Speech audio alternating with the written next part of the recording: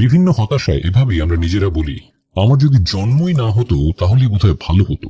2019-এর ফেব্রুয়ারিতে Rafael Samuel নামের 27 বছর বয়সী এক মুম্বাইয়ের বিজনেস এক্সিকিউটিভ ঘোষণা দিলেন তাকে পৃথিবীতে আনার জন্য সে তার মা বাবার বিরুদ্ধে মামলা করবে। কোনো উকিল অবশ্য রাফায়েল খুঁজে পাননি তার মামলা নেয়ার জন্য। তিনি প্রমাণ করতে চেয়েছিলেন অ্যান্টিন্যাটালিজমের মূল ধারণাকে।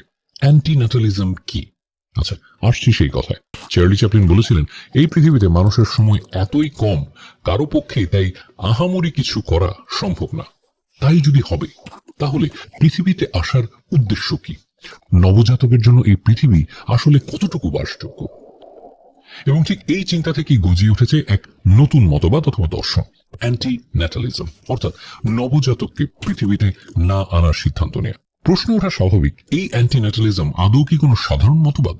কেন ক্রমশ বাড়ছে এই মতবাদের মানুষের সংখ্যা? কেন গত 50 বছরে কমেছে শিশু জন্মের সংখ্যা? এটা সবারই জানা বর্তমান পৃথিবীর অন্যতম প্রধান সমস্যা ক্লাইমেট ক্রাইসিস। ইউএন এর এক রিপোর্ট অনুযায়ী 2100 সাল নাগাদ পৃথিবীর জনসংখ্যা হবে 11 বিলিয়ন। তাদের প্রশ্ন, সেখানে ক্রমশ বাড়তে থাকা এত মানুষের চাপ কতটুকু নিতে পারবে নিয়মিত প্রাকৃতিক সম্পদ খুইয়ে রিক্ত হয়ে যাওয়া আমাদের এই পৃথিবী? পরে অনেকের কথায় উঠে এসেছে অ্যান্টিন্যাটালিজমের কথা। যেমন 18 শতাব্দীর বিখ্যাত জার্মান কবি হেনরিক হেইন বলেছেন, sleep is good, death is better, but of course the best thing would be to have never been born at all. অনেক দার্শনিক দিয়েছেন পক্ষে বিপক্ষে যুক্তি। পৃথিবীতে আসার পরে এই মানব শিশু যেসব অভিজ্ঞতার মধ্য দিয়ে যাবে, সেসব অভিজ্ঞতার অধিকাংশই সুখকর হবে না। বিশ্বব্যাপী ডেভিড বেনেটারের এক বড় সমর্থক গোষ্ঠীও তৈরি হয়েছে এই বইকে আর এই অ্যান্টিন্যাটালিজমকে কেন্দ্র করে। যে সমর্থকদের মধ্যে আছেন নিক পিজোল্যাটো, যিনি বিখ্যাত টিভি সিরিজ ট্রু ডিটেকটিভের স্ক্রিন রাইটার। এই বই থেকে তিনি এতটাই অনুপ্রাণিত হন, ট্রু ডিটেকটিভের হোমিসাইড ডিটেকটিভ রাস্ট কোয়েলকে তিনি বানান নিহিলিস্ট অ্যান্টিন্যাটালিস্ট এক ক্যারেক্টার হিসেবে। 18 শতাব্দীর শেষ দিকে বিখ্যাত ইংলিশ ইকোনমিস্ট টমাস ম্যালথাস বলেছিলেন, জনসংখ্যা বৃদ্ধি কমিয়ে দেবে পৃথিবীর ফুড সাপ্লাই। যে কথার সত্যতা আমরা এখনই দেখছি পৃথিবীর বিভিন্ন প্রান্তে। এই পর্যায়ে এসে একটা জিনিস পরিষ্কার করা দরকার, অ্যান্টিন্যাটালিজমেরও আছে কিছু শ্রেণী বিভাগ।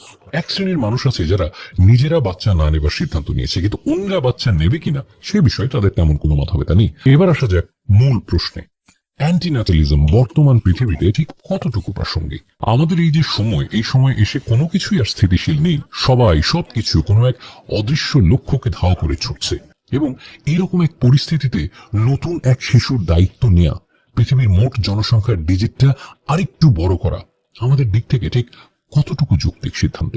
কিন্তু পুরোপুরি অ্যান্টিন্যাটালিস্ট হওয়াটাই বা কতটুকু যুক্তিযুক্ত? একটা মানুষ 1 বছর হাই মাইলেজের গাড়ি চালিয়ে এবং বিলাসবহুল জীবনযাপনে যে গ্রিনহাউস গ্যাস তৈরি করতে পারে, তার চেয়েও 20 গুণ বেশি গ্রিনহাউস গ্যাস তৈরি হয় একটা শিশুর জন্মের পর থেকে পরবর্তী কার্যাবলীতে।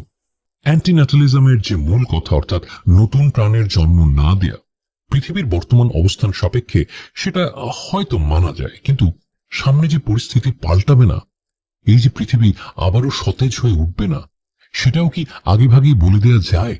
ধরে নিচ্ছি জীবন বিষাদময় একটা গল্প, কিন্তু সেই গল্পের বিকল্প হিসেবে জীবনকে না বেছে নিয়ে কিভাবে প্রাসঙ্গিক হয়? প্রশ্নটা আপনাদের কাছে রইল, ভাবুন।